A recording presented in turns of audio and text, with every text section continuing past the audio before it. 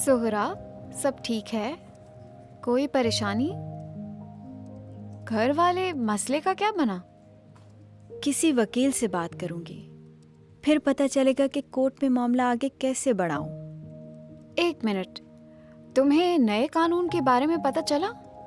Enforcement of women's property rights act 2020, यानी ख़वातीन के विरासती हुकूक की अमल दरामद का कानून। ये वो कानून है जो औरतों की जायदाद में हक हासिल करने को आसान बनाता है। इस कानून की वजह से इतनी आसानी हो गई है कि अब कोर्ट जाने की भी ज़रूरत नहीं पड़ेगी। बाजी, वो किस तरह? इस्लामाबाद में enforcement of women's property rights act 2020 का कानून अभी अभी मंजूर हुआ है, जो जायदाद और विरासत के मामलात में औरतों के लिए आसानियां पैदा करता है। इसके अलावा मुल्क भर में अब सदाकतनामा जानशीनी यानी सक्सेशन सर्टिफिकेट और परवाना इंसराम जायदाद यानी लेटर ऑफ एडमिनिस्ट्रेशन नादरा के दफातर से ही जारी होते हैं, कोर्ट कचहरी जाए बगैर। याद रखो, सक्सेशन सर्टिफिकेट गैर मनकूला जायदाद के लिए होता है, जैसे मोटरसाइकिल, गाड़ी। लेटर ऑफ एडमिनिस्ट्रेशन मनकूला जायदाद के लिए, मकान, जमीन वगैरह। बाकी और मालूमात मैं तुम्हें नादरा की वेबसाइट से निकाल के दे दूंगी। नादरा के कंप्यूटराइज निज़ाम और इस कानून के जरिए कोर्ट कचहरी को थका देने वाले चक्कर ख़त्म हो जाएंगे। किसी की फौदगी के बाद नादरा अपने खुदकार निज़ाम से जायदाद के बंटवारे की तफसीलात दरख्वास्त पर तैयार कर देती है, और वो भी 15 दिनों के अंदर अंदर। और ये सब कार्रवाई पक्की कार्रवाई होती है, और नादरा के ये कागजात कोर्ट और कचहरी की सूरत में भी काम आते हैं। अगर नौबत इस बात तक चली जाए जैसे कि कोई भी नादरा से जारी करदा कागजात पे सवाल उठाए या नादरा से तस्दीक शुदा जायदाद के अलावा कोई भी जायदादी मसला दरपेश हो। अच्छा, तो बाजी मैं अपनी दरख्वास्त किस तरीके से दर्ज करवा सकती हूँ? पहले तुम वहाँ अपना शनाख्ती कार्ड नंबर और फौत होने वाले का मौत का तस्दीकनामा जमा करवाओगी। फिर सब बुरसा की मालूमात और फौत होने वाले की जायदाद में मनकूला और गैर मनकूला चीज़ों की तफसीलात भी नादरा को जमा करवाओगी। फिर सब बुरसा नादरा के ऑफिस जाके अपनी रजामंदी की तस्दीक करेंगे। फिर नादरा एक नोटिस अखबारात में शाया करेगा, जिसमें तुम्हारी जायदाद के हिस्से के हवाले से इख्तलाफात जमा कराने का एक मौका दिया जाएगा। अगर कोई एतराज़ करता है तो नादरा तुम्हें मुतला कर देगा, वरना अखबार में नोटिस के 14 दिन बाद नादरा तुम्हारी दरख्वास्त मंजूर कर लेगी और तुम्हारा हिस्सा तुम्हें बआसानी मिल जाएगा। अच्छा, अगर मुझे कोई मुश्किल पेश आ रही हो? Enforcement of women's property rights act 2020 के तहत अगर कोई नाइंसाफ़ी हो रही हो या किसी खातून को कोई मुश्किल पेश आ रही हो, तो वो अपने किसी करीबी खातून मोहतसिब के पास भी जा सकती है। मगर अगर शिकायत करने वाला उसी औरत का भाई या कोई और रिश्तेदार हो और वो आपका हिस्सा हड़पने की कोशिश कर रहा हो, फिर? हाँ, तो enforcement of women's property rights act 2020 के सेक्शन 4 और सेक्शन 7 के तहत तुम ऐसी सूरत में मोहतसिब के सामने शिकायत दर्ज कर सकती हो।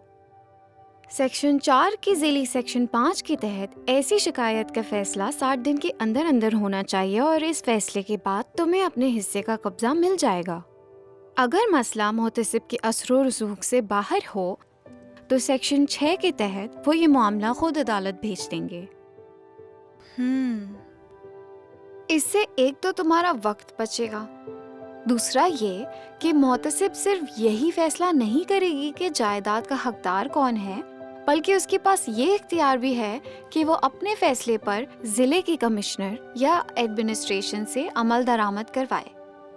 अगर तहकीकात के बाद मोहतसिब को पता चलता है कि गैर कानूनी तरीके से किसी औरत की हक तलफी हुई है, तो वो उसके लिए इस्लाही इक़दामात के तहत पुलिस या मुतल्लिका इदारों को बोल सकती है कि उस औरत को उसकी जायदाद का कब्जा दिलाया जाए।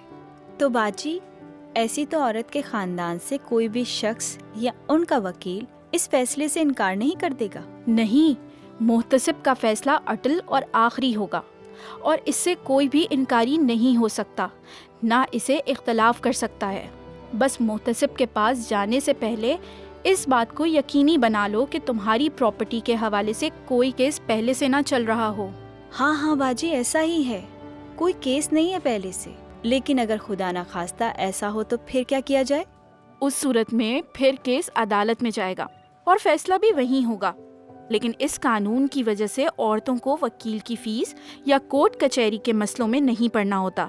کسی بہت انتہائی صورتحال میں جب بات بہت ہی بگڑ جائے تو صرف پھر ہی کورٹ جانے کی نوبت آ سکتی ہے، ورنہ نہیں.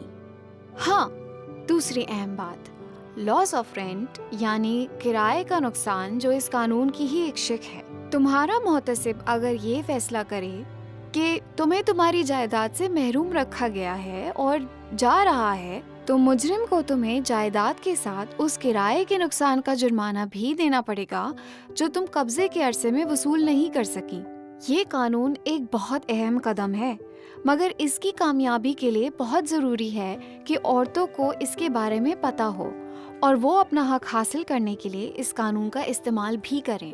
میں خود بھی اس بارے میں مزید معلومات اکٹھی کروں گی اور دوسروں کو بھی اس کے بارے میں بتاؤں گی. تم اگر چاہو تو یہ درخواست گھر بیٹھے یا ادھر اسکول سے ہی آن لائن بھی جمع کروا سکتی ہو، نادرا کی ویب سائٹ پر جا کے. میں تمہاری مدد کر دوں گی اس میں. اور تم Sindh legal advisory call centre کا نمبر بھی لے لو. کوئی اور مدد چاہیے ہو تو تم ان سے بھی پوچھ سکتی ہو. آسیہ، ذرا پیپر پر لکھ کر دینا نمبر 08007080806. بہت بہت شکریہ آپ دونوں کا. Sindh legal advisory call centre Sindh government کے لاء ڈپارٹمنٹ کی شراکت میں چلایا جاتا ہے. وراثتی حقوق کے حوالے سے مفت قانونی مشورے کے لیے Sindh legal advisory call centre کو 0800 708006 پر کال کریں.